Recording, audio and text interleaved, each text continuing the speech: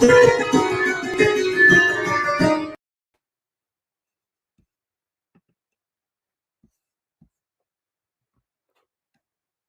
evening, namaste. Welcome to Kritya-Poetry movement. We are starting today with a month-long poetry sessions, and we have eminent poets here today reading in Gujarati. Kritya has been very, very active. It's one of the oldest or the oldest poetry festival in India, and we are part of the World Poetry Movement.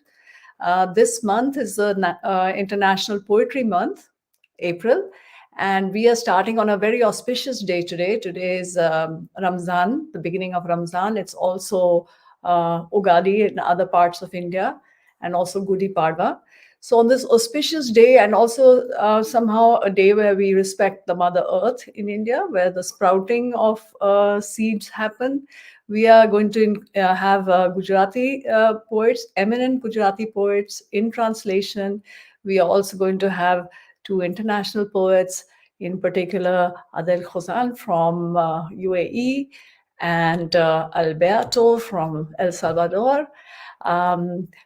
Today I'm going to have Pratishna Pandya helping us and guiding us through this session, who is herself an eminent Gujarati poet.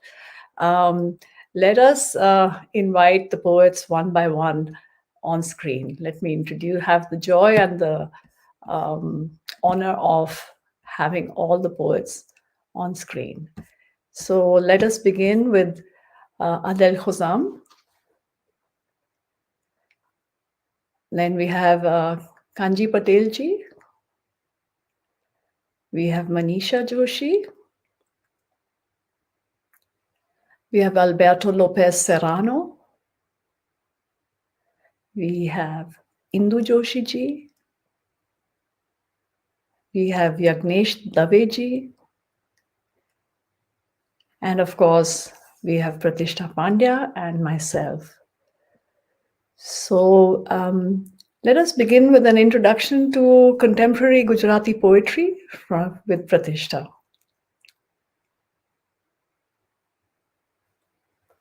Pratishna, you're muted. A very warm welcome to all of you to this Kritya Poetry Festival. We are having this festival at the time of war in the neighborhood, and we are to celebrate our common home, that is this earth. It's very hard to believe in poetry in times of hatred, in times of war, injustices, environmental degradation. It feels like we are almost standing, witnessing an apocalypse, an ongoing one, that too. Species and forests are not the only ones, but along with them, there are ways of living which are disappearing, or I should say, being calculatively dismantled and destroyed. In such times, even the sheltered space, Gujarati poetry, which is what I think it has been, Gujarat hasn't witnessed wars firsthand. We don't have war poetry. We have Shaurya Gan, Swatantrata Sangram Nagito. Those kind of things we have, but we haven't had war poetry, let's say, in Gujarati. But that doesn't mean that we haven't seen the barbarity. We haven't seen hatred. We haven't seen violence. And especially in the recent years, with the pandemic changing the world and opening up the ugliest and the worst side of our political economies, our social and cultural systems, we have seen more and more Gujarati poets voicing their concerns about our times, about our home.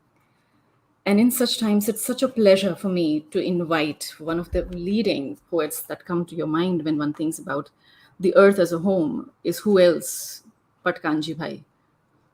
Kanji Patel is a renowned Gujarati poet and fiction writer.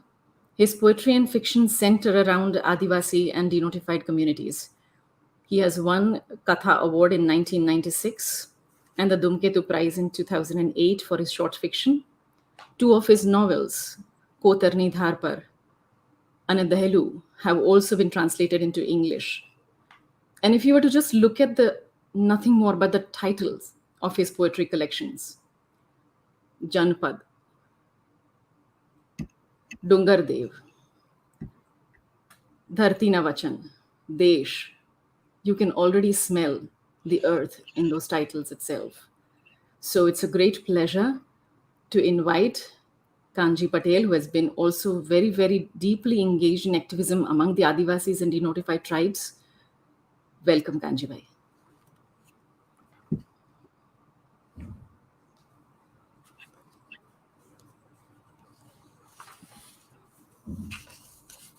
Kanji Bhai, unmute કરવું પડશે. મેળામાં આવજો. ધણીને પહેલવાર કો વિચાર આવ્યો. વિચાર ગરમ અંગારો હતો. ગરમીથી અંધારું ઓગળ્યું. અંગારના તણખા અંધારામાં વહી ચાલ્યા. તગતગારાની ગોળ કમાન થઈ એમ આકાશ થયું. અંધારું અડધું વધેલું હતું એમાંથી રાત થઈ. રાત બોલી મને શીત ઘડી.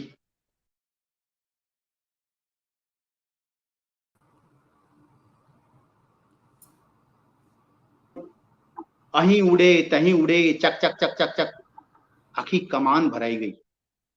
પંખી રમી રમીને થાક્યા. પંખી પૂછે અમારે બસ રમ્યા જ કરવાનું? ધણીએ ત્રીજ વારકો વિચાર કર્યો. એણે ધરતી પેદા કરી, વન કર્યા, મેદાન કર્યા, પર્વત રણ ને નદી કર્યા. પંખી નવા ઘરમાં રમવા લાગ્યા. ધરતી પૂછે અમારે આજ કર્યા કરવાનું? ધણીએ ચોથ વારકો વિચાર કર્યો. એમાંથી નારી ને નર થયા. એ હર્યા ફર્યા ને થાક્યા. નર નારીએ પૂછ્યું બસ આજ કર્યા કરવાનું અમારે? ધણીએ પાંચમા વારકો વિચાર કર્યો. એણે ચીકટ પેદા કર્યું, માણસ જાત કરી, વાણી આપી, વ્યવહાર આપ્યો. માણસે વાણી ને વ્યવહાર વાપર્યા. ધણીએ પૂછ્યું માણસ તારે બસ આટલું જ? માણસે કહ્યું રંગ કરીશું, ખાશું, પીશું, ગાશું, નાચશું. ધણી કહે મને એમાં બોલાવશો? માણસ કહે મેળામાં આવજો.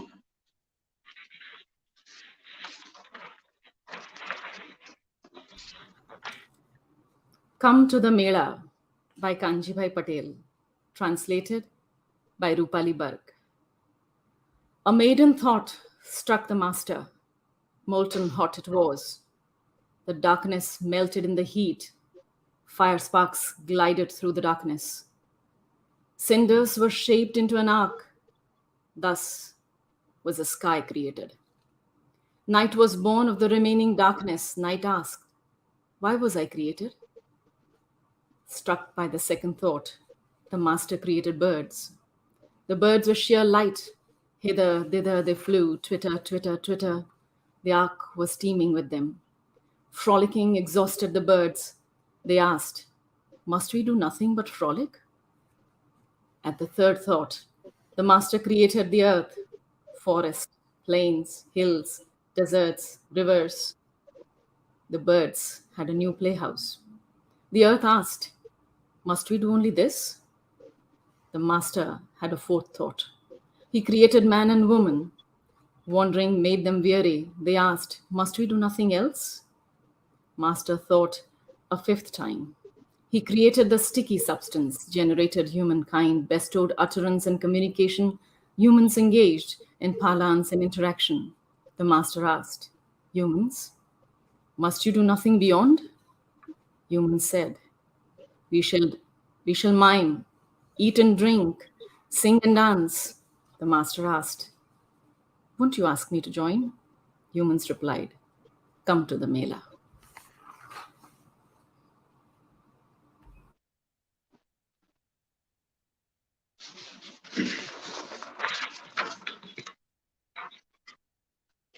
ગીત સાંભળ. જામતી રાતમાં, ઓસરતી વાકમાં, પંખી ખોલે છે કંઠ. વધતી વેદના કંપમાં, કેમનો જીવ રેડવો, વનકઠી જાય છે, પાણી પીવાય છે, પેટાળ ઉલેચાય છે, બળતા કાળે ભભૂકતી લડાઈમાં, લથડતા ખોળિયામાં પંખી છેડે મરસ્યા. ઉભેલા માણસ તું આડો પડ હવે, ધરતીએ કાન માંડ, મારું ગીત સાંભળ.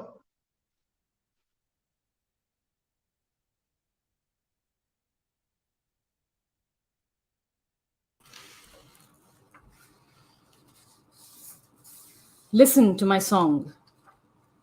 In the gathering night, in the fading oration, clear rings the bird song.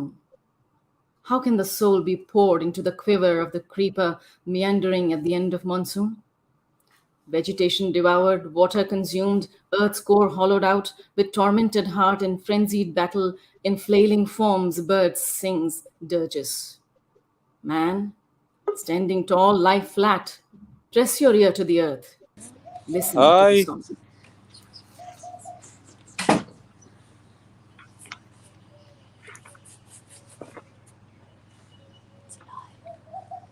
ઢેબરિયાની પાળે. ઢેબરિયું નામનું તળાવ ઉદયપુરમાં છે. એ ઢેબરિયું ચાલતી ઝાલી વાટ, ડેરા ઘરબાર ને હાટ, મો મેળામાં આપીને લીધી વાત. બુદ્ધિ બાંધે ત્રાજવા ને બાટ, હૈયા ફરતા ફરતા આવ્યા ઉદાપોર.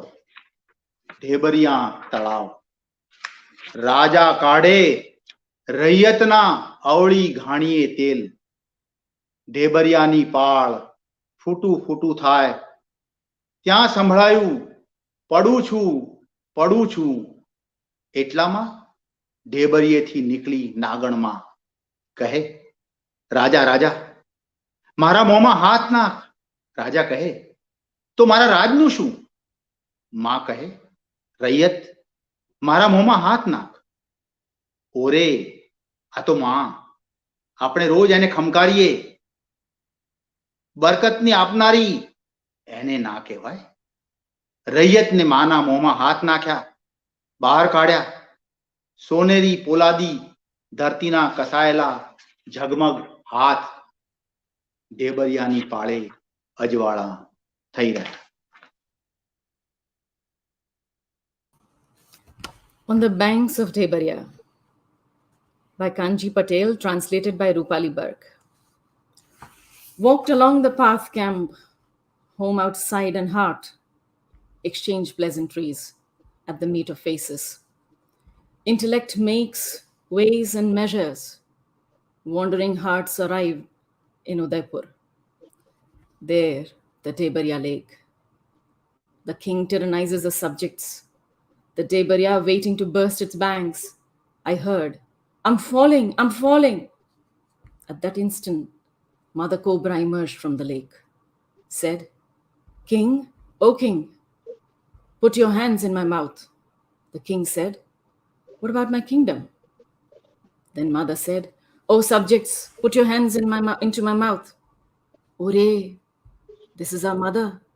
Every day we greet her, bestower of returns rich. How can we say no? The subjects put their hands into mother's mouth, took them out, golden, sinewy, chiseled hands of the earth, glittering hands. Effervescence lit the bank of the Debaria. Thank you. Thank you. Mandakini Adel is here. Welcome, Adel. Mandakini. Hi, welcome everybody. Welcome, Adel. Thanks for joining us Thank on you the very first much. day of Ramadan. Yeah, Please Ramadan. We said Ramadan Kareem for Ramadan everybody. Kareem. Yes. Yeah, Ramadan thank you Kareem. very much. It is And we also are in Dubai Yes. now. It's the first day, and we are about to break our fast, like just a few minutes after a few minutes. So okay. I'm happy to join everybody and to be for the first time with the Kritya International Festival. Thanks to Rati for inviting me for this great festival and great poets from all over the world. And I'm happy to join. Welcome. Welcome. I would like to read a little bit of an intro about you, if I may. Or if you're in a big hurry, then we can start. No big hurry. You okay. take your time, all the I'll time. just read a small introduction of you. All right. Yeah. So,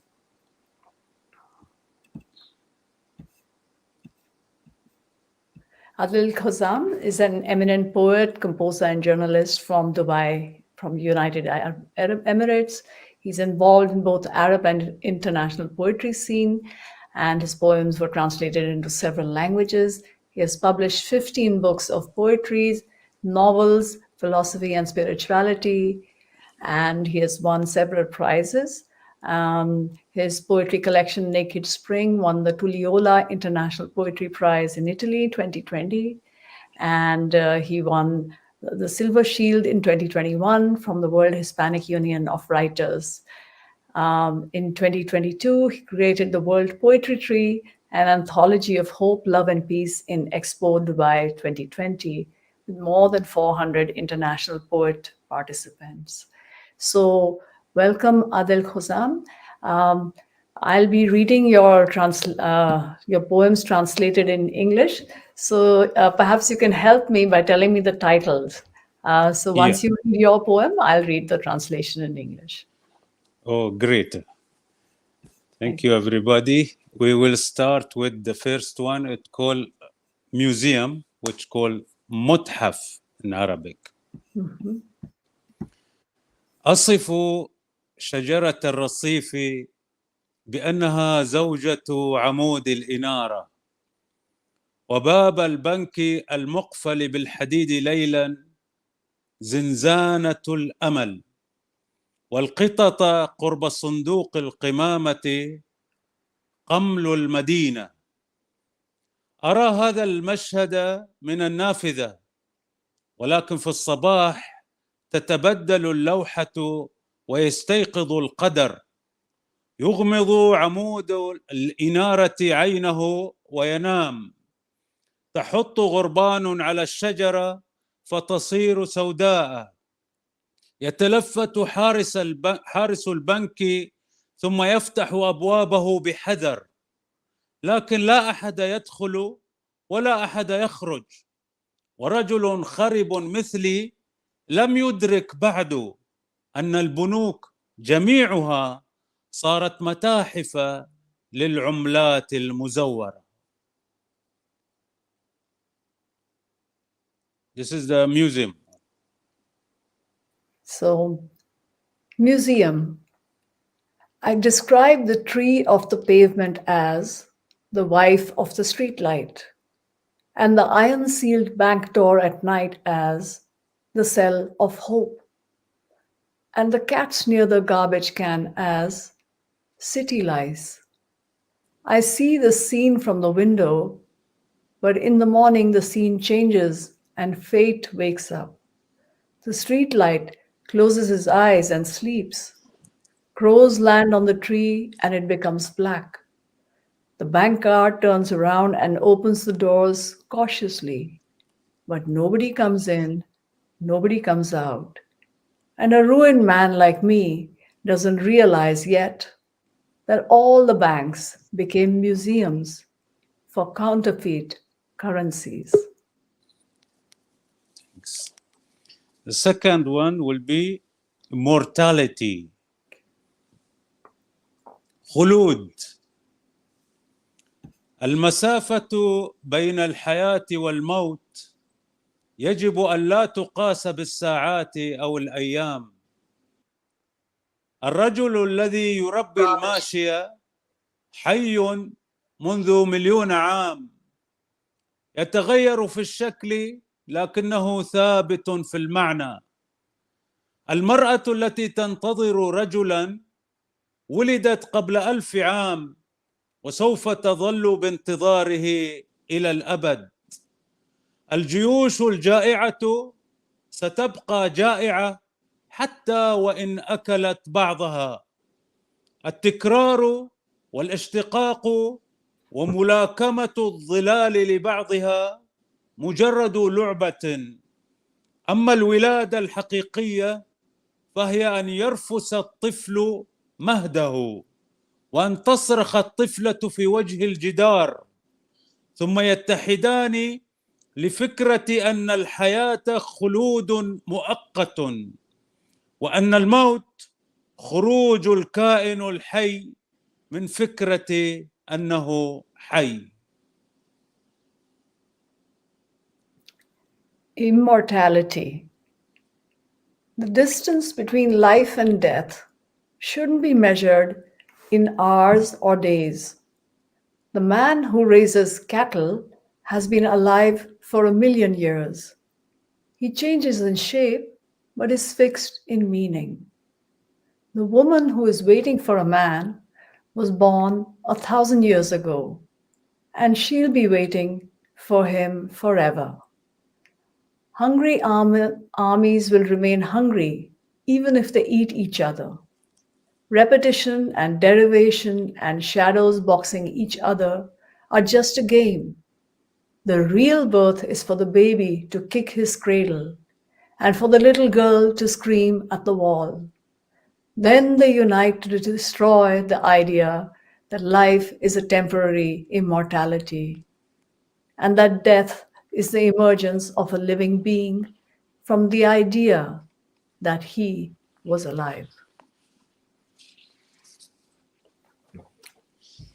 Third one, dreams. أحلام. أجمل جدران البيوت الفقيرة برسوم سريالية. على بيت صديقي أحمد عنكبوت آلي يقود دراجة هوائية. على بيت النجار رجل يمشي ورجلاه مسمارين طويلين. على بيت عجوز الحي شجرة حبلى بجذعها المنفوخ.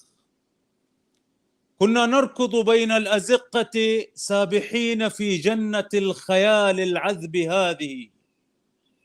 وأذكر أن قلدني كثيرون. رسمت فتاة طائرا يشتعل نارا وكتبت تحته قلبي. رسم طفل بصلصة الكاتشب تفاحة في فم تمساح. خط ابن الحداد بالفحم وجه التي يحبها. وأنا رسمت على جدار حبيبتي النهر يجري ب7 ألوان وفوقه قارب تجره دلافين مجنحة، وأنا وهي مجدافان يتعانقان في تحدي العاصفة. حدث هذا سريعا، إذ سرعان ما نزل المطر الواقعي ومحى أحلامنا تلك من صفحات الصفيح. Dreams. I beautify the walls of poor homes with surreal drawings. On my friend Ahmed's house, a robot spider driving a bicycle. On the carpenter's house, a man walking with 2 large nails as legs. On the house of an old woman, a pregnant tree with a bloated trunk. We were running between alleys, swimming in the paradise of imagination. And I remember a lot of people imitating me. A girl painted a bird on fire and wrote underneath it, "My heart." A child used ketchup to paint an apple in the mouth of an alligator. The blacksmith's son drew the face of the girl he loves. And me, I painted on my lover's wall a river running in 7 colors, and on it a boat pulled by winged dolphins. She and I are 2 paddles hugging in the storm's challenge. This happened so fast that the real rain came down and washed our dreams from the tin pages. This one is called pen. قلم. أن تحمل قلما في وجه السيف فأنت مهزوم لا محالة، وأن تحمله في السوبر ماركت فأنت معتوه ومفلس. يزهر القلم في الوحدة والعزلة والنأي، وقد يزأر ضجرا في الزحام إذا تآكل وقته، ويصير بندقية لصيد الإوز المهاجر في الأفكار، وبندول ساعة معلقة على حائط النهاية. فلا تدع مشهدا كهذا يفوتك، عندما يأتي العميان بخيولهم الهزيلة ليشربوا من نهر حبره، وعندما يسرقه قراصنة التاريخ ويرفعونه صارية لأشرعتهم الورقية. أما أنا فقد جعلته سهما في بداية الطريق، وعكازا في نهايتها، وكلمة أتوسد عليها إذا هبط الفراغ، وحاصرتني من كل صوب الوساوس بأن الوجود مجرد حروف أغنية ضائعة.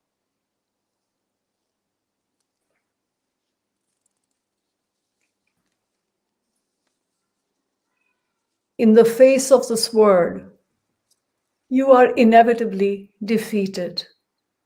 To carry it in the supermarket, you're an idiot and broke.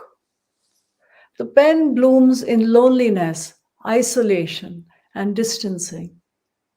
It might roar out of boredom in the crowd if its time is eroded. It becomes a gun to catch geese migrating in thoughts, and a clock's pendulum hanging on the end's wall. Don't miss a scene like this. When the blind come with their lean horses to drink from its ink river, when history pirates steal it and raise it to their paper sails. But for me, I made it an arrow at the beginning of the road and a crutch at the end. A word I lean on when emptiness strikes, surrounding me from all directions, whispers that existence is the letters of a lost song. The last one will be freedom, حرية. بسبب تهمة لا مرئية أخلع حذائي، وخلسة أبتعد عن ظلالي الثقيلة في مشيها.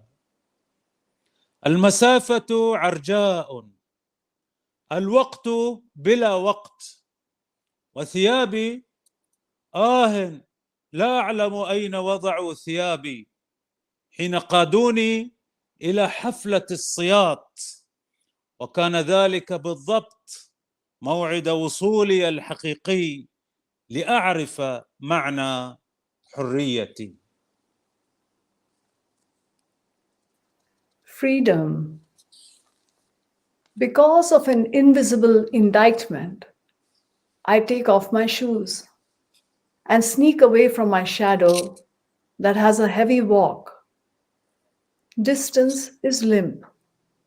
Time has no time. And my clothes? Oh, I don't know where they put my clothes when they led me to the whips party.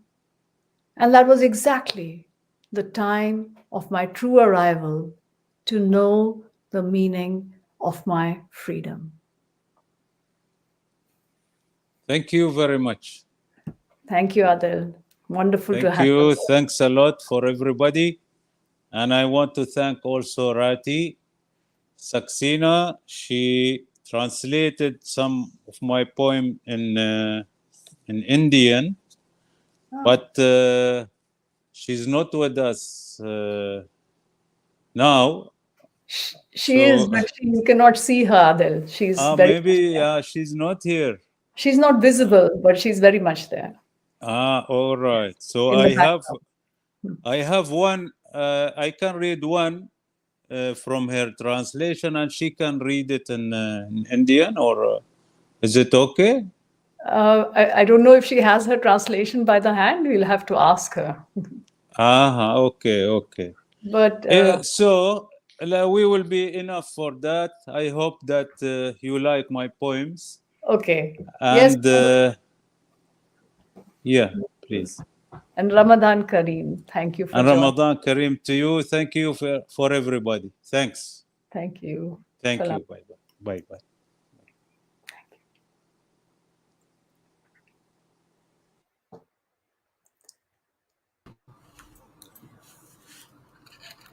With that, now I invite the next poet for the evening, Manisha Joshi. Manisha Joshi is an esteemed poet and writer born in Kutch, living in California, and she has kept the sounds and sights of Kutch alive in her poems and in her heart. She is writing in Gujarati. Her collections in Gujarati are published, called Kandara, Kansara Bazar, Kandamul, and the upcoming one is called Thak. She has presented her poems at various literary festivals in India and abroad. She has received Gujarati Sahitya Academy's first prize for her poetry collection Kandamul for the year 2013, and Gujarati Literary Academy of North America has presented her with Sri Ramesh Parekh Award of 2018 for her contribution to poetry. It's a great pleasure to have my dear friend and an esteemed poet, Manisha Joshi, here. Manisha, over to you. Thank you very much, Pratisha. Very good morning to all of you from California.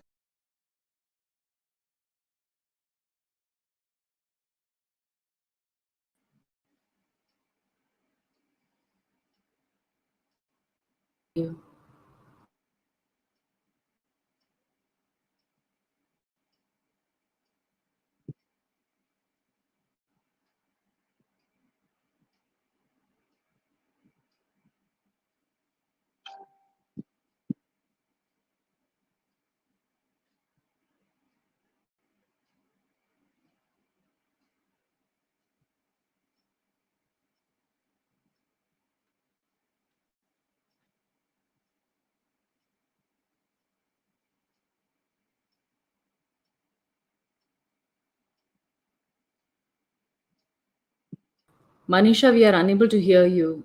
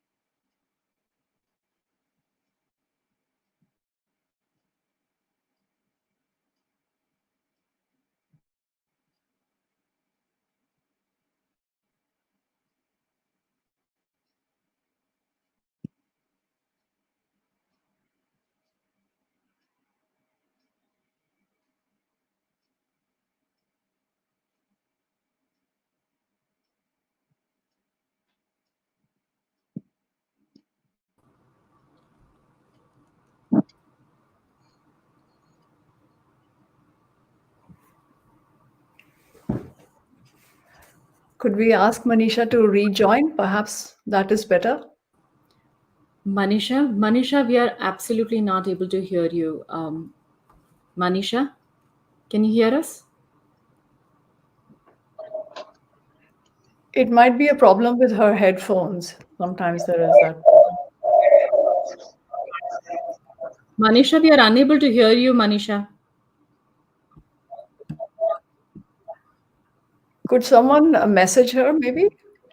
Yeah. I'll try. So, should we proceed in the meantime? Yeah, please.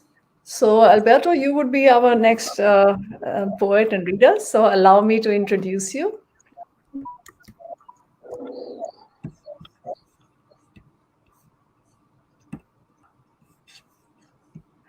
Alberto Lopez Serrano is from El Salvador, and I think he's born in 1983, which is sweet to write that. He's a teacher of English and mathematics and a member of Alchemia Cultural Foundation. He's a coordinator of the project Wednesday of Poetry since January 2008. He's a manager of the Writers' House of the Ministry of Culture of El Salvador. He's a director of the International Poetry Festival Amada Libertad and of the Poetry Festival of San Salvador. He's a member of THT and he has published 6 poetry books. So welcome, Alberto, and he will be reading in Spanish and English. Yes, thank you, Mandakini, for this moment you give us. And I'm always thankful with Madame Pratisha for sending some light and some love to this region in Central America. And I'm always happy to participate in Kritya events. I've been in the festival and also in Kritya talks. And I am always joyful for joining you. Thanks. I want to begin with a poem called Elena. I will read it first in English and then in Spanish. I write in Spanish, I have to say, and the English versions are my own. Helen. It is not Helen who is waiting for you, with golden loops on her cheerful face. When you climb high on the defeated walls, you will see the shadow of an idea, the ghost of a deranged dog that haunts you. You will approach to that dog, and its teeth of myth will pierce you. Helen is not waiting for you. She must have stayed in Paphos, tired of Memphis. You will never be in Troy. Its walls must always fall under the blind whips of your triumphant days.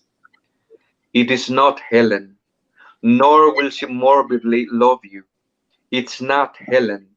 It will be the bite of a memory, the fiction of an encounter that you planned yourself. A pack of wolves on the blue roof. In their black mouth, you will see Cassandra finally silent in her crazy warning.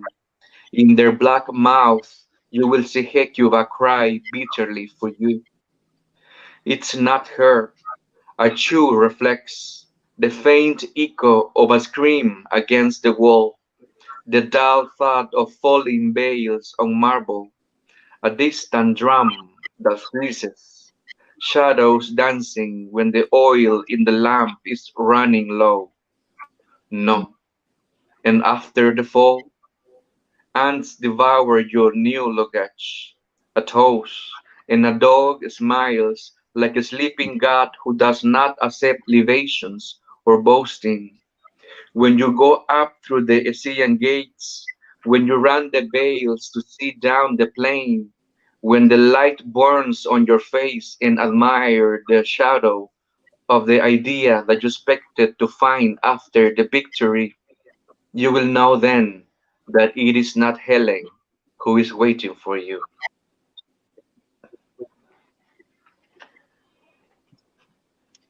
Now in Spanish, the original verse. Elena. No es Elena quien te está esperando, con dorados bucles en su alegre cara, cuando subas alto en los muros derrotados. Verás la sombra de una idea, el fantasma de un perro desquiciado que te ronda. Te acercarás para sitiarlo y sus dientes de niebla habrán de traspasarte. No es Helena quien te espera. Debió quedarse en Pafos, Tiro o Memphis. Nunca estarás en Troya. Sus murallas siempre han de caer bajo el látigo ciego de tus días triunfales. No es Helena. Tampoco te amará morbosamente, no es Helena. Será la mordida de un recuerdo, la ficción de un encuentro que tú planeaste, una jauría de lobos sobre el tejado azul. En su boca negra verás a Cassandra por fin muda en su advertencia loca. En su boca negra verás a Hécuba llorar amargamente por ti. No es ella, un reflejo masticado, el eco débil de un grito contra el muro, el golpe sordo del caer los velos en el mármol, un lejano tambor que se congela, sombras que bailan cuando el aceite en la lámpara se está acabando. No. Y después de la caída, hormigas devoran tu equipaje nuevo, un brindis, y un perro sonríe como un dios dormido que no acepta libaciones ni jactancia. Cuando subas por las puertas eseas, cuando corras los velos para ver hacia abajo la llanura, cuando se queme la luz sobre tu cara y admires la sombra opaca de la idea que esperabas encontrar después del triunfo, sabrás entonces que no es Elena quien te está esperando.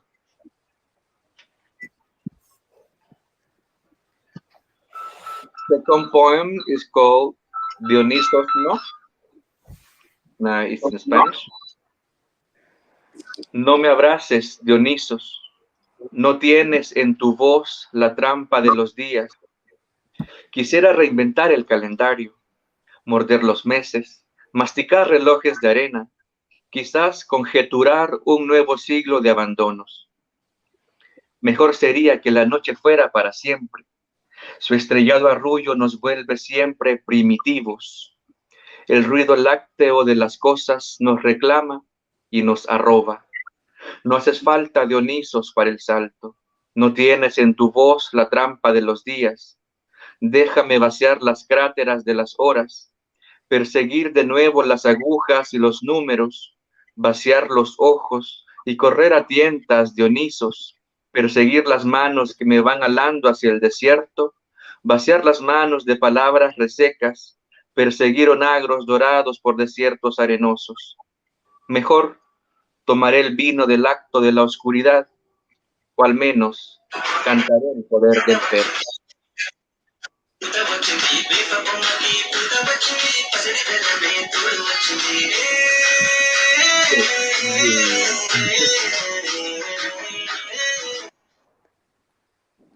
The English version, thank you, is not Dionysus. Don't hug me, Dionysus. You don't have the trap of days in your voice.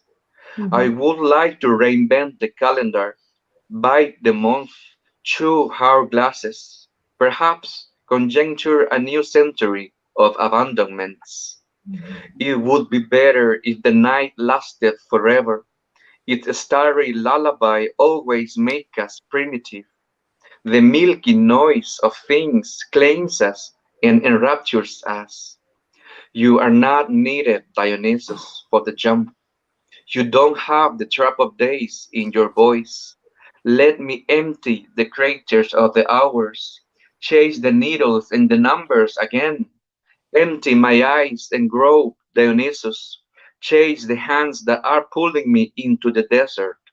Empty my hands of parched dry words.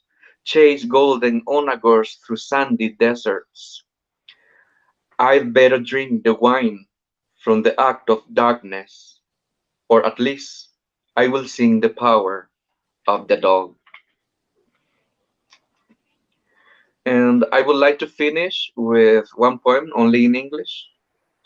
It's dedicated to Walt Whitman, this poet from the USA. It's called Comrade. This is a different matter and style. Beautiful shepherd of the free song, wild happy voice on raw verses. I also love you. I love the man who swims naked in the river with open heartbeat. I also know you love me, and I sense it in your unfathomable flesh that's lying on the silent grass so often, watching my naked body swim. Oh, friend, burn my madness. I hug your hips and waist. I know they, free unceasingly like anyone, indulge in unbridled pleasure. Lover of vigorous comrades, I also love you, like I love anybody else. Thank you so much. And it's an honor to be sharing this moment with Gujarati poets. I send you my energy from Central America in El Salvador. Thank you so much. Thank you, Alberto. Thank you very much. Pratisha, I think we can please stay with us, Alberto, to enjoy the poetry if you have the time. Manisha, would you like to come back? Yes. Can you hear me now? Yes, we can. Okay. So very good morning to all of you again, and I'm happy to be here with you all and hear all the different voices from around the world. I will read two of my poems here today. So the first poem is સહિયારી સ્મૃતિ. હાથીની સ્મરણ શક્તિ તેજ હોય છે. હું જે ભૂલી ગઈ છું એવું ઘણું બધું એ મને યાદ અપાવે છે. આ હાથી તેની ઊંડી વિશાળ આંખો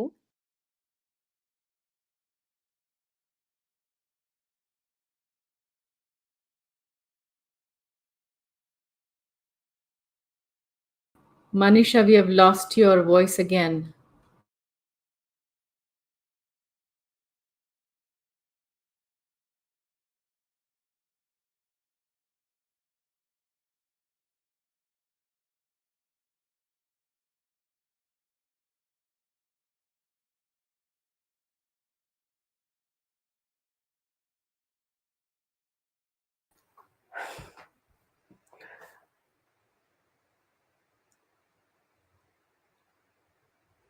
It's just not working. Manisha, can you hear us? I think the headset that's not working. Perhaps we can ask Indu Joshi. I'll call. Yeah. Yeah. Will you introduce Indu Joshi or should I do it? Yeah.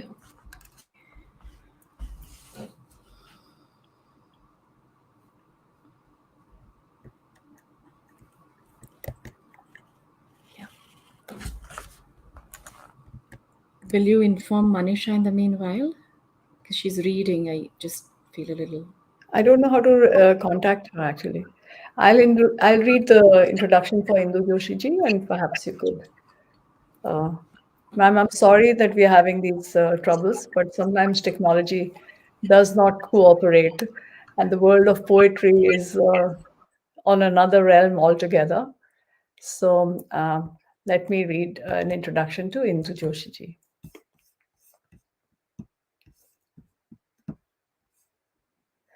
Dr. Indu Joshi is a poet, short story, and children's play writer. Her poems have been published in renowned literary magazines. She's the sub-editor of Yuva Vibhag in reputed Gujarati magazine Farbas Trimasik. She has a collection of poems named Gajar, and that's been published by the Sahitya Academy, Delhi. She's fond of all types of audiovisual arts and was invited to the Ahmedabad Doordarshan and other places for poem recitation. She's an expert for Gujarati language to develop learning schools by the CBSE Delhi, and now she's working as a Gujarati language teacher in a reputed CBSE school in Vadodara in the last 20 years. So welcome, Dr. Indu Joshi.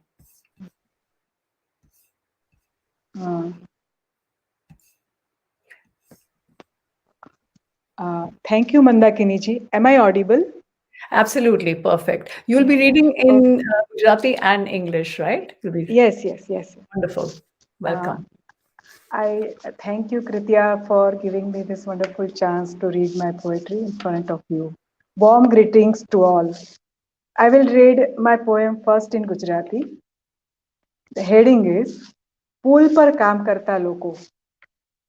શહેરના ભરચક રસ્તાઓને એકબીજા સાથે જોડતા પુલ પર કામ કરતા લોકોના મોં પર થોડી નિરાંત દેખાય છે, કારણ કે પુલનું કામ લગભગ પૂરું થવામાં છે. પહેલા રોજ સવારે ઉઠીને કપચીનું ડામરનું મશીન લઈ જતો માણસ પુલ પર ધીરે ધીરે આગળ વધતો, પાછળ ડામર બરાબર પથરાયો છે કે નહીં તેનું ધ્યાન રાખતો. રસ્તા પર ઉભેલો માણસ, કોન્ટ્રાક્ટર જેવો માણસ, પેલા મશીનવાળા માણસને અને ડામર સરખો કરતા માણસોને સૂચનાઓ આપતો. પુલની નીચે ભરચક ટ્રાફિકમાં કેટલીક સ્ત્રીઓ મોટા મોટા બ્રશ વડે રસ્તા પરની ધૂળ કપચી બાજુ પર કરતી રહેતી. પુલ સાથે બાંધેલા દોરડાને આધારે કેટલાક માણસો સળિયા બાંધતા ગોઠવતા. કેટલીક વાર ભર બપોરે ત્યાંથી પસાર થઈએ તો લોટાને મોંમાં અડાડ્યા વગર અધ્ધરથી પાણી પીતા માણસોના ગળા પાણીની છાલકથી બહારથી પણ ભીના થતા જોઈ શકાય. રાત્રે ત્યાંથી પસાર થઈએ તો પુલ નીચે બાંધેલા હંગામી ખોરડાનો અસબાબ બલ્બના અજવાળે ઘડીક નજરે પડે. ગોદડીઓ, માટલું, ચાદર, પોતડી, રાંધવા માટેનું એલ્યુમિનિયમનું હાલ્લું દેખાય. હું દેશીવાદમાં માનતી નથી, પણ આવા વિષયની કવિતા લખવી મને ગમે છે, જેમ કે પુલ પર કામ કરતા લોકો. છેવટે પ્રશ્ન તો એક માણસ બીજા માણસને સમજી શકે એ જ હોય છે ને. Now I will read the translation of my poem. This poem, Workers on the Flyover. There is a sense of relief on the faces of people working on the bridge connecting the chaotic streets of the city. The work on the flyover is almost done. There were times when early in the morning you could see a man driving an asphalt paver moving ahead slowly, tuning his head around to check the evenness of the asphalt laid. A man who looks like a contractor standing on the side, instructing the workers. Women sweeping the dust and gravel off the streets with a long broom under the bridge amidst heavy traffic. Men hanging from the ropes tied to the bridge, tying rods, arranging them. Sometimes on a hot afternoon, you could see the thirsty men drinking water from a little pot held above their mouths without touching them, and a splash of water that glistened on their thirsty throats in the light of the street lamp. You would be able to see the glory of the temporary shelters built under the bridge. A few mattresses, an earthen pot, a bedsheet, a towel, an aluminium pan for cooking. I'm not the one to go for local flavors or anything, but I do like to write poems about topics like this, men at work on the flyover. The point, after all, is to understand the other, isn't it? My second poem is મેદાનમાંથી પાણી ઉલેચતો માણસ.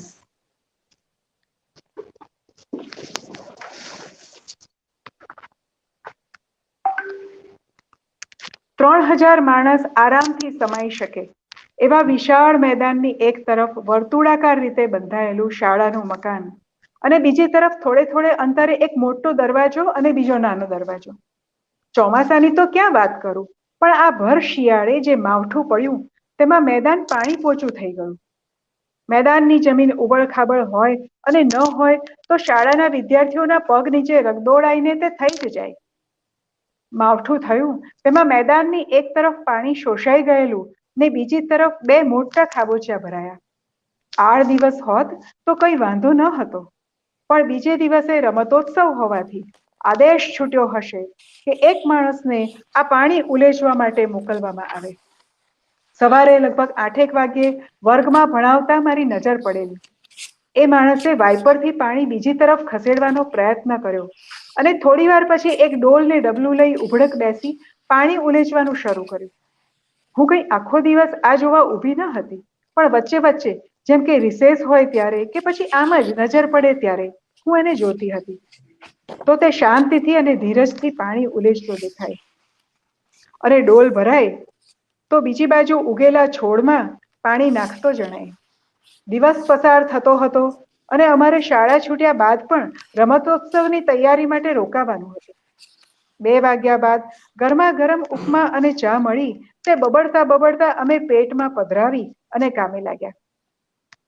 ફરી ક્યારેક મજાક મસ્તી કે ક્યારેક એકબીજાની ટીકા કરતા કરતા કામ કરવા લાગ્યા. 5 વાગ્યા અને છૂટવાનો સમય થયો કે ભાગ્યા. તે સમયે અમસ્તી જ મારી નજર મેદાનમાં ગઈ તો પેલો માણસ હજી શાંતિથી પેલા નાનકડા ડબલાથી ડોલમાં પાણી રેડતો હતો તે તરફ ગઈ. ખાબોચિયા ધીરે ધીરે સુકાઈ રહ્યા હતા અને હવે બહુ થોડું પાણી ઉલેચવાનું બાકી હતું. મારી નજર તે તરફ થોડી વાર સ્થિર થઈ ને પછી મુખ્ય દરવાજા તરફ વળી. English translation: A man bailing out the water from the ground. A school building constructed in a circular shape, located in the corner of a large ground, having capacity to accommodate 10,000 people. And on the other side, there is one big and another a small gate, standing close to each other. Apart from monsoon this year, the whole ground became wet and muddy again because of the winter rains. The surface of the school ground generally remains uneven, and if not, the thumping of the school children turns it into one. The water of this unseasonal rain got absorbed from the most parts of the ground. But on the one side, there were still 2 big puddles full of water. It would not have been an issue if this would be normal days. But there happens to be a sports festival the next day. Hence, was ordered to send a man to bail the water out from the puddles. It drew my attention. It drew my attention towards it at around 8 in the morning while teaching to my regular class. That fellow, first of all, made a failed attempt to remove the water with the help of a wiper to the other side. But after a while, he picked up a bucket and a tumbler and started bailing the water out. I was not there to watch him for the whole day, but whenever I got a chance in between my classes, or at the time of recess, or even whether I get a chance just to have a glance, I watch him. I watch him bailing out the water very calmly and patiently. He was seen bailing and pointing out the water to the nearby plants and shrubs. The day was passing by, and as we would have to stay at school even after the school time to make necessary arrangements for the sports day celebration, we got upma and tea into the form of French that had the day and again got busy with the work. We remained stuck and cold with our work somehow by teasing and criticizing each other. At 5 o'clock, we got almost free from our work and hurried back to our homes. Unintentionally, my eyes went towards that fellow who was still bailing out the water with the help of that small tumbler and a bucket. Puddles were as if shrinking in themselves, and the land getting drier, and now there remained very less water to be bailed out. My eyes got stuck for a few seconds on him and the puddles, and then I continued with my going towards the main gate. If time permits, can I read my English translation of my poem?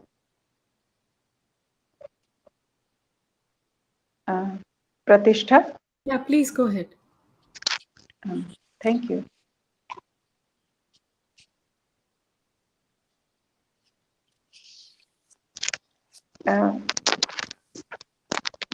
Poem, heading of poem is Anguish.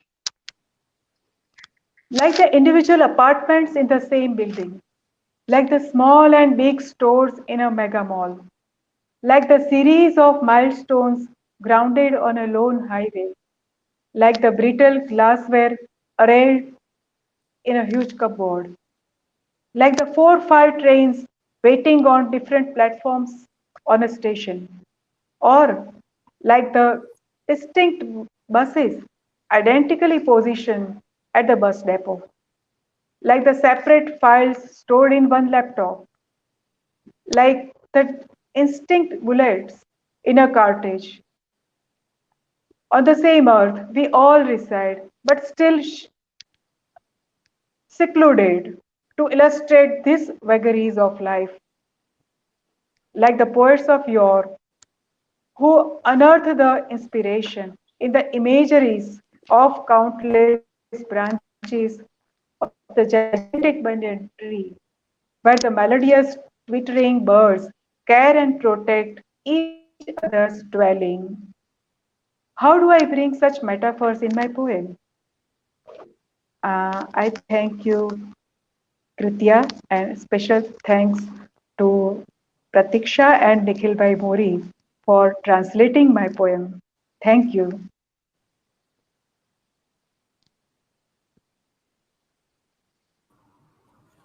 You're welcome, Indu. Manisha, should we try and see if we can hear your voice, please? Yeah. Can you hear me now? Yes. Yes, so I will try, and if at all we can't make it, then I will request Pratishtha you to read my poem. So let me start. The poem first I'm reading in English translation. It is called Hunter Dogs. Wild dogs prowl around, sniffing for a criminal. Very often I have had this odd dream. As I wake up next morning,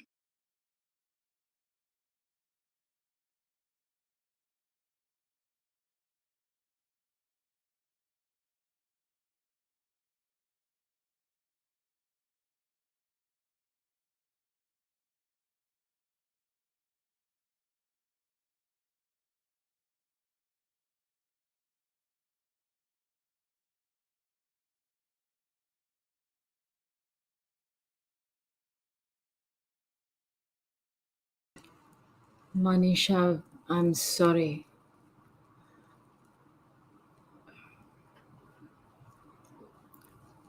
Can you hear us, Manisha? We can't hear you. We can't hear you.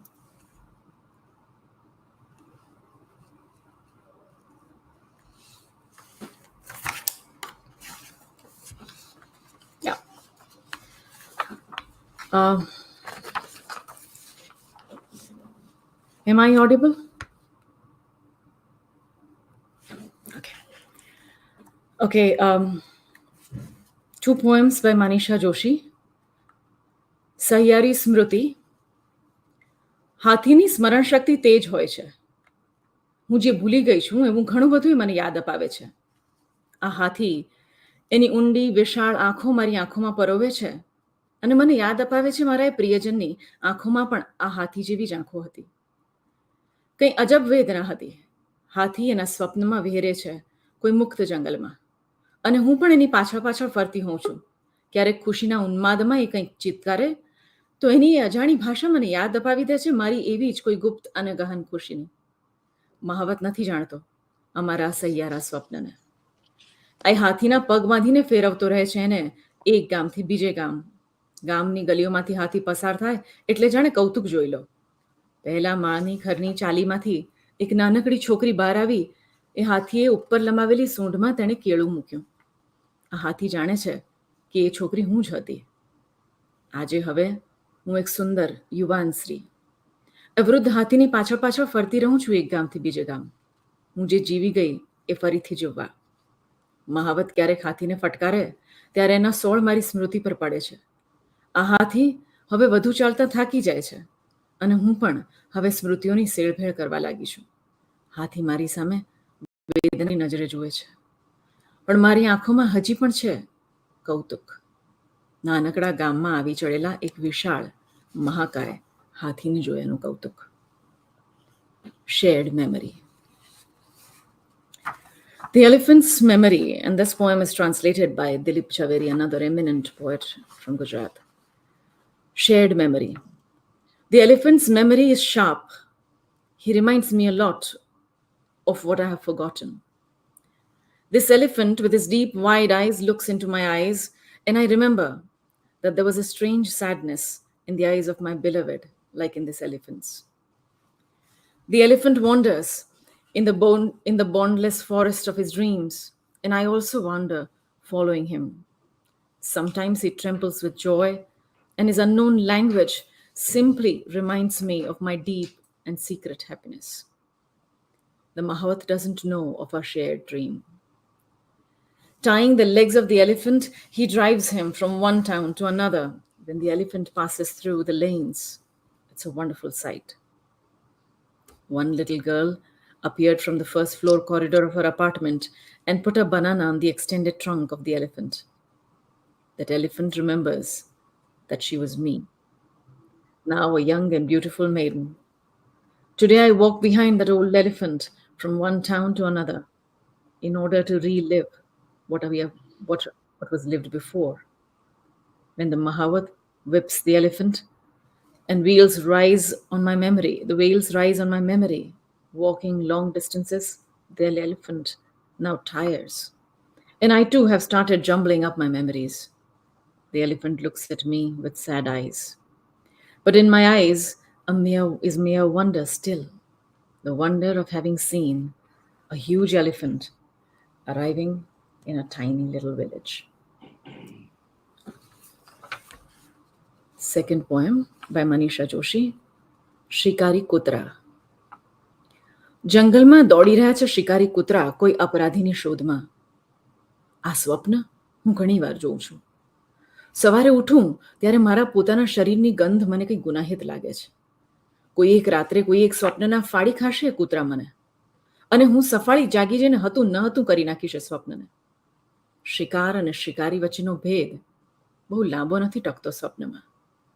એ વિકરાળ કૂતરા બહુ જલ્દી પૂંછ પટપટાવતા બેઠા હશે મારી સામે, અને હું દોડાવીશ એમને કોઈ અજાણ્યા શરીરની નવી ગંધ પાછળ. Hunter Dogs, translated by Dr. Hemang Desai, a poet and a translator from Gujarati. Wild dogs prowl around sniffing for a criminal. Very often I have had this odd dream. As I wake up next morning, my own body gives off somewhat criminal sniff. One such night, in one such dream, these dogs would devour me. And I would wake up with a start, rip the dream to shreds. The dividing line between a prey and a prayer doesn't sustain too long in a dream. Very soon, those ferocious dogs would crawl before me, wagging their tails, and I would set them off, a new sniff of an unknown body. Thank you very much. Sorry we couldn't hear you. Thank you very much, Pratishna. Thank you very much. It was a beautiful recitation, and I'm glad you all could finally listen to the poem. Thank you. Thank you.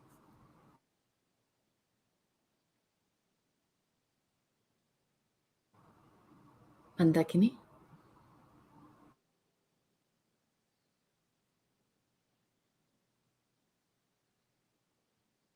To invite Yagnesh Dave to be the next poet.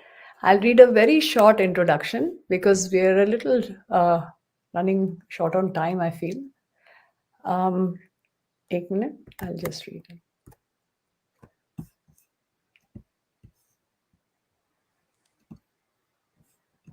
Dr. Yagnesh Dave is a poet, essayist, and a writer of children's books from Rajkot. He has interviewed eminent personalities and translated science fiction and haiku. He has several publications in each of these genres and received numerous awards and recognition for the same, among those from Gujarat Sahitya Academy and the Gujarat Sahitya Parishad. 2 of his poetry collections have been included in the university syllabus at Bhavnagar. So welcome, Dr. Yagnesh Dave.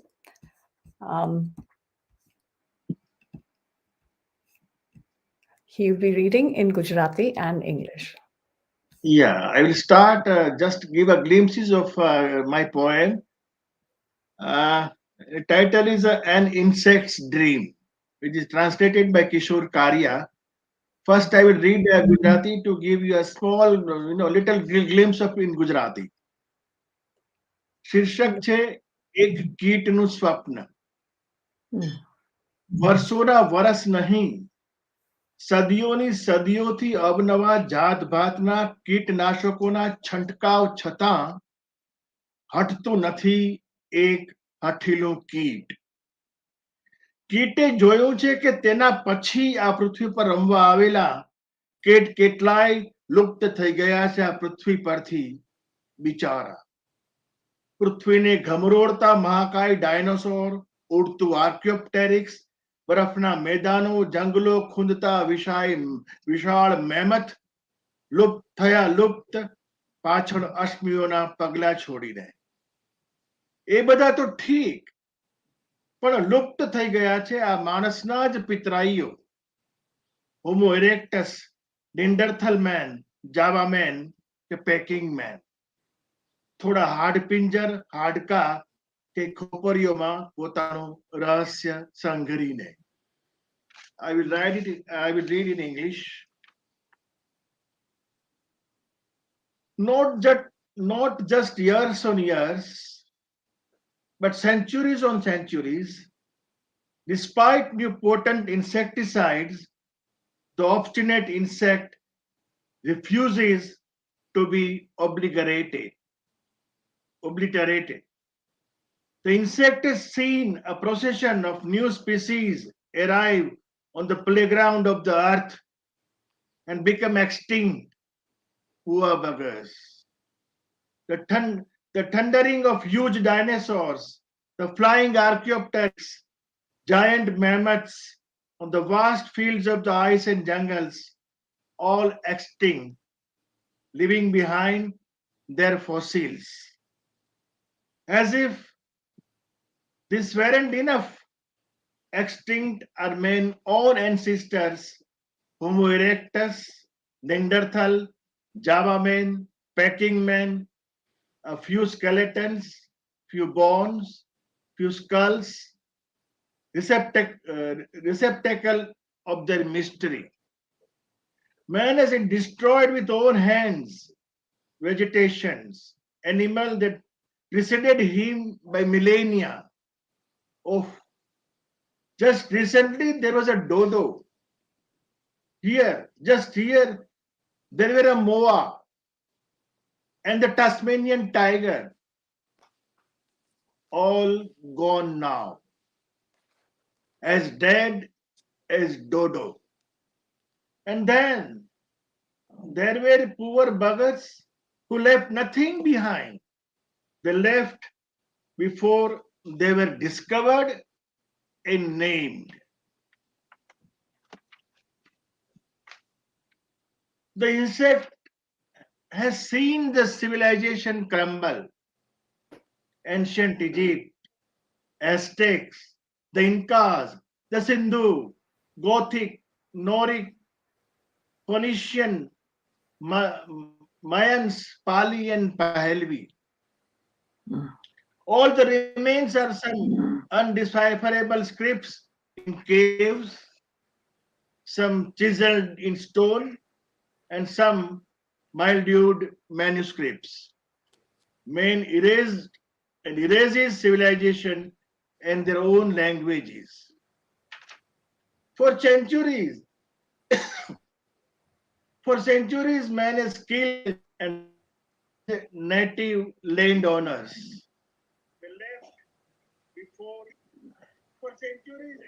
Americas, Australia, and Africa. Man-made killing factories, round-the-clock furnaces, turn man into smoke and ash. Thousands died in a labor camps. Countless are still dying.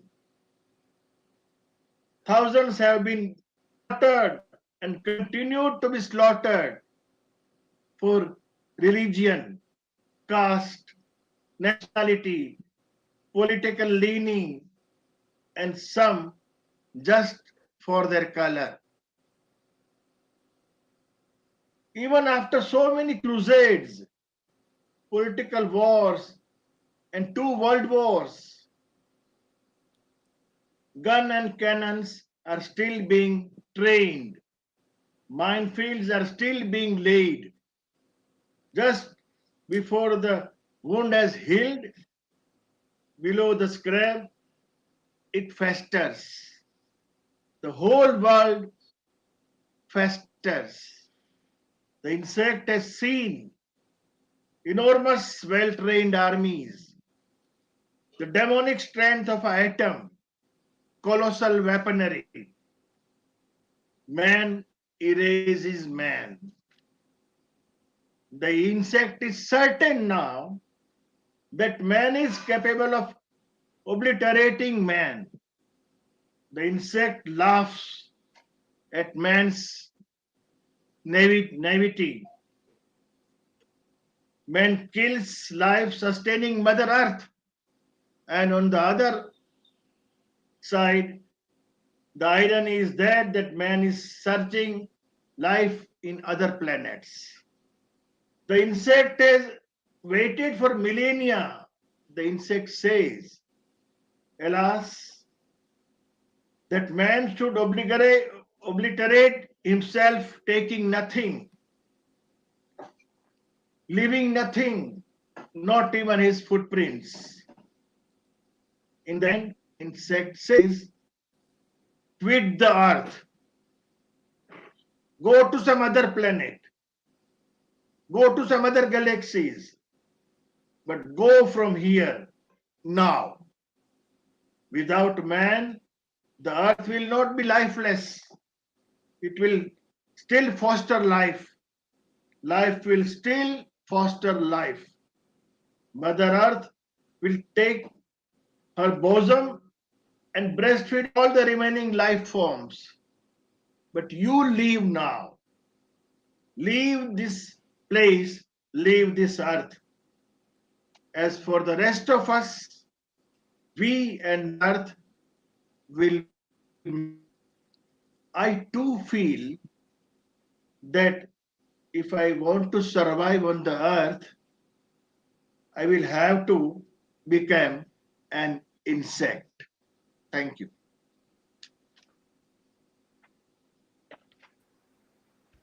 That's Thank all. you so much. Thank you, Yagnesh ji. Very strong and heartfelt poem, right on our theme. Thank you so much. Yeah, it was previously defeating.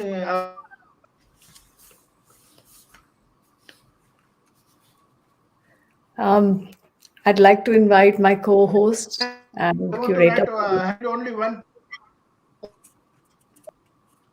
We can't hear you. At least I'm having trouble. Yeah. Yagnesh ji. We hope to have you again in one of our sessions. Thank you so much. I'd like to invite Pratisha Panya now to read her poems. And I'd like to introduce you.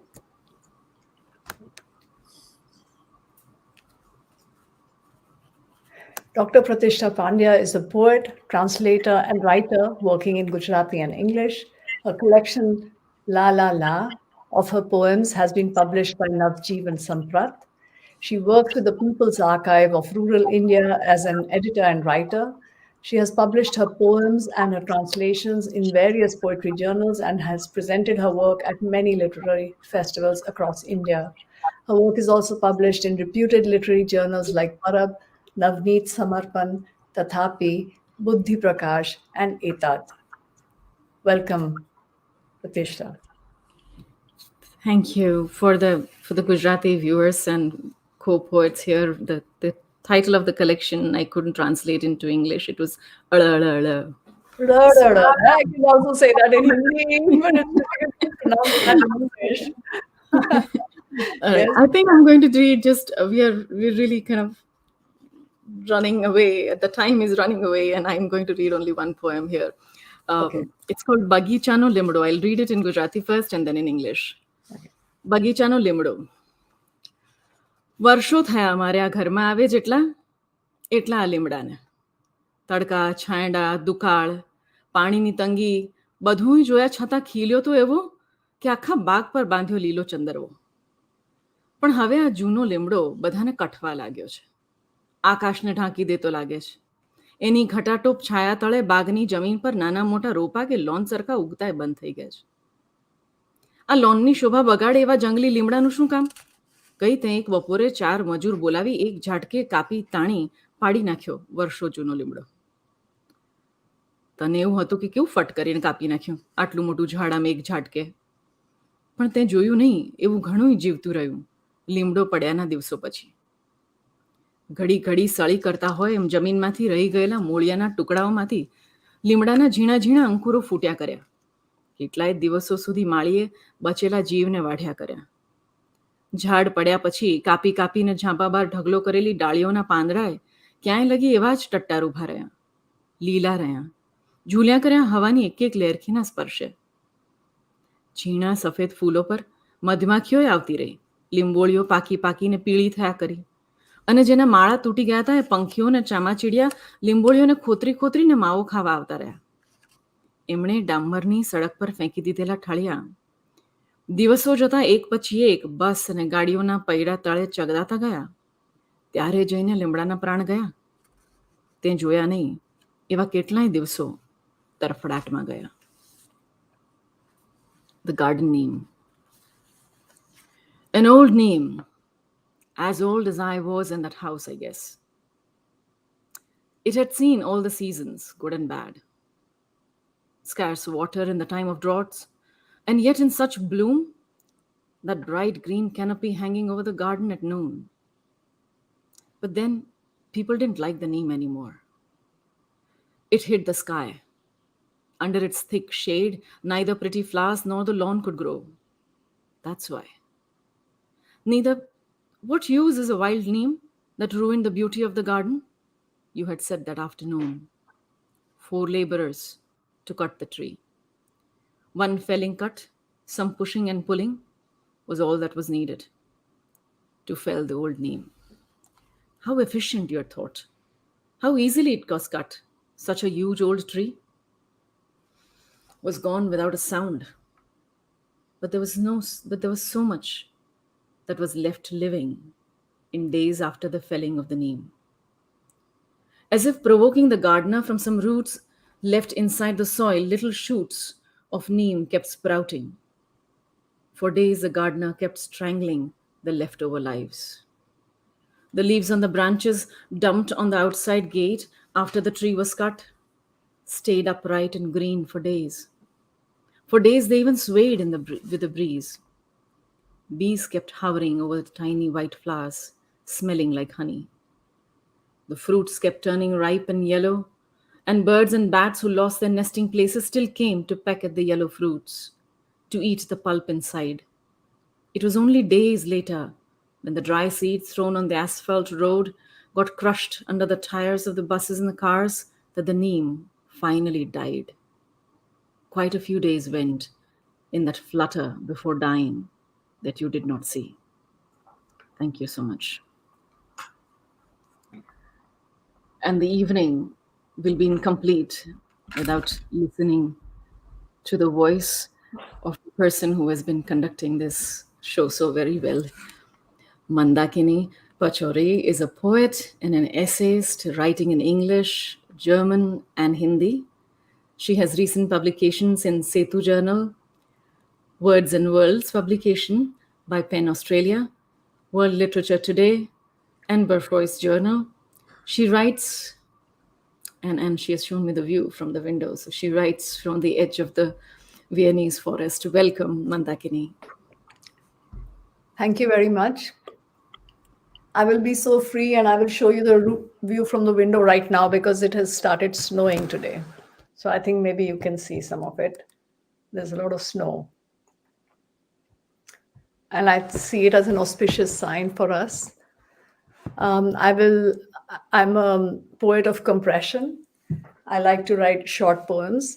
And since we are sort of embracing the world now, and we are all together, I'm going to read a brand new poem, which I haven't published anywhere. And let me read you this poem, which is just like about a couple of days old. I'll read 2 poems, this one and another short poem. It's called Out of Order.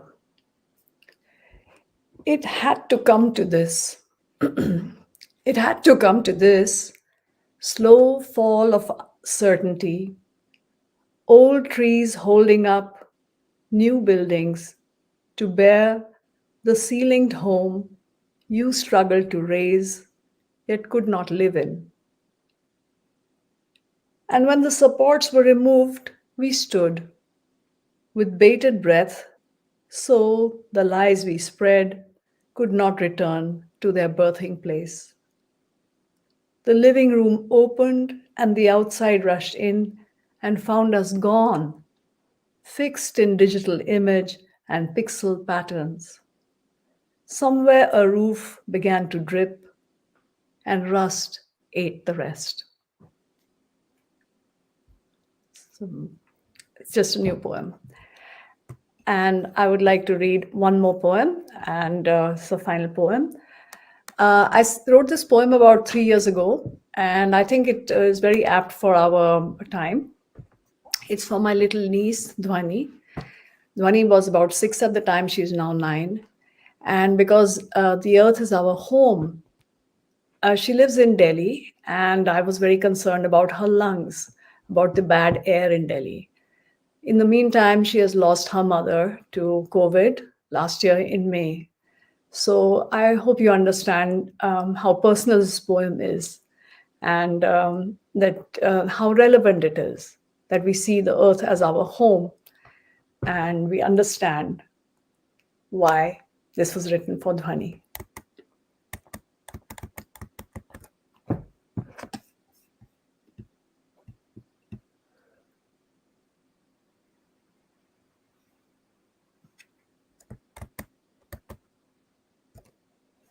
For Dhwani. How early women learn to feign pain. My little niece refuses to go to school.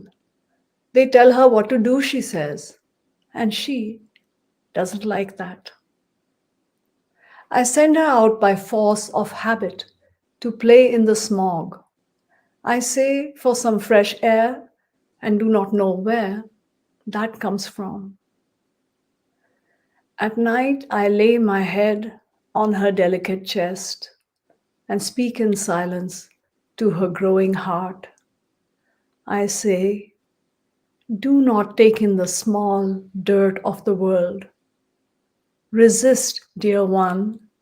You must be more than this, more than us that have brought this mudding, this dust, words much too clean that come from the earth. So when she wakes and concentrates her entire incipient being on me, petitioning me with her eyes, I enter her play and she is my guide.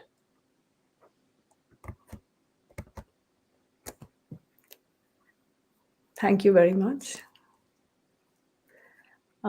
I'd like to say a few words to close this beautiful session with a lot of love and respect to all of you for sharing your words, your sentiments, your time, and with love for the earth and respect for the earth.